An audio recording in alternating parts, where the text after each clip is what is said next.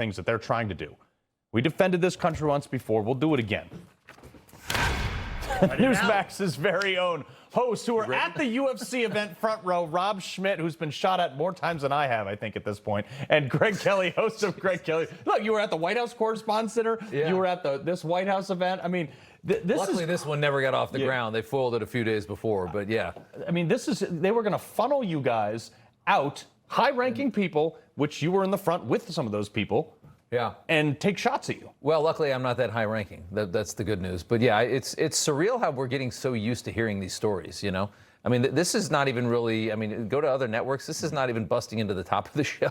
It's just, oh yeah, they were going to try and kill the president and, you know, a huge swath of the elites in this country and the cabinet. Meh, you know, what else is going on? Let's talk about Iran.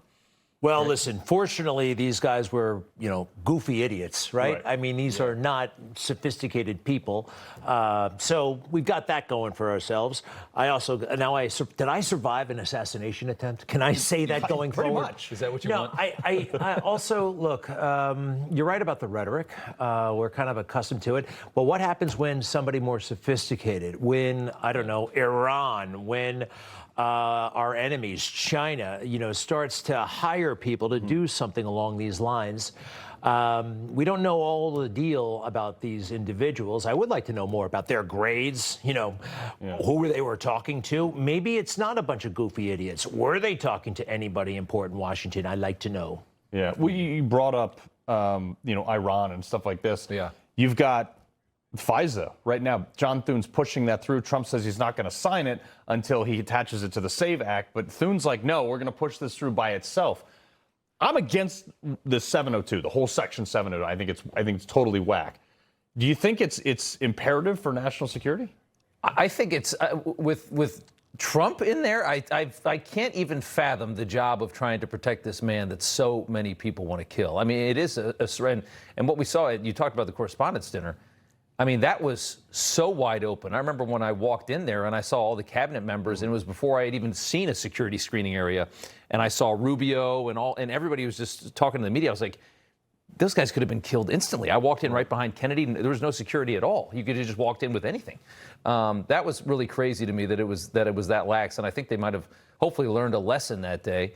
This was a pretty tight corridor. I mean, this was pretty secure. Would you agree with that? I mean, it felt like I went through a lot of military before I got anywhere near the White House. I had no concerns, although I did look up a couple of times. The jets rolled in pretty loud. And but those are on our team, definitively. Yeah, for a moment. That B-1 screaming in, I was like, what is that? Oh, phew, it's our guys. Yeah. So, I mean, look, as we 702 or whatever it has to be passed, we all have to remain vigilant. I think that was kind of part of your intro.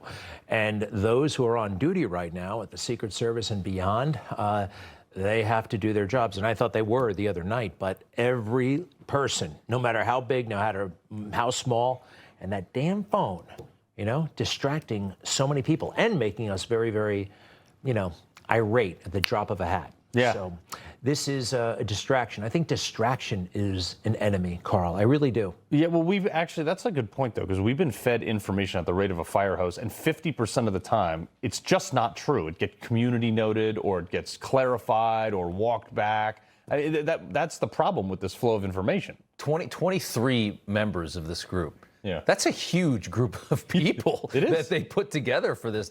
You wonder if there was any informants on the inside of that thing. I don't know. They're saying that the main kid's parents called, but is there more to it? Was there somebody, you know, on the inside that got wind of this thing? How do you tell that many people about something this crazy? Well, yeah, that's where we go back to maybe they're not so smart. They're a bunch of goofy individuals, and, you know, you don't broadcast this stuff. And Signal, oh, by the way, you know, it's not like invisible. And people it's not encrypted that much. Right. Yeah, but I go back to the fact that, like, they did get 23 people to get together and at least talk about doing weird stuff like this. Like, how, I mean... Weird stuff. That's a psychotic plan. It is. We're gonna drone the president's party and then shoot them as they come out. It's insane. It's a big country, and as you pointed out, Carl, they're stirring people up. And there are people who actually listen and believe this stuff on MSNBC, MS Now, the New York Times. They're told that President Trump is a threat, is a very to our way of life. They've totally exaggerated this UFC event, which was great. They turned it into a Hitler Youth rally. It's not those things. And I almost feel sorry for some of the people who are being wound up, right? They don't know, quite frankly, what we know. They still believe these institutions that I used to believe, and they can see something like this and think it's the worst thing that ever happened. Yeah, that is the problem, though. Like, how do you reverse some of that? I mean, we see the newer, younger generations, like the kids down at like UNC or whatever, who raised the flag in front of, and despite all the protests right there, and they guarded the flag. Those college kids. There's a lot more college kids these days, younger generations, men, getting their testosterone back and saying like, hey, let's not put up with this liberal jargon. But how do we pull back the rest of the people that are already there that are literally think Trump is Hitler? Well, when he got back in, you knew it was all going to start again. It was funny how the country broadly missed him when he was gone, and then he gets back in, and now you've gotten the politics in the middle is swinging back the other way, which is something I think I noticed. I don't know if you guys noticed that, but I think that it's interesting to see where his popularity is right now after being in for just about a year. And I think it's more fashionable now to be anti-Trump again, and you're seeing that, I think, happen right before our eyes. I don't know how they're so crazy on the left. I mean, when they don't like a president, when they're angry. Remember how we were with Biden? Yeah, he's this old goofy idiot ruining the country. You know, it wasn't like this. They get crazy. They get riled up.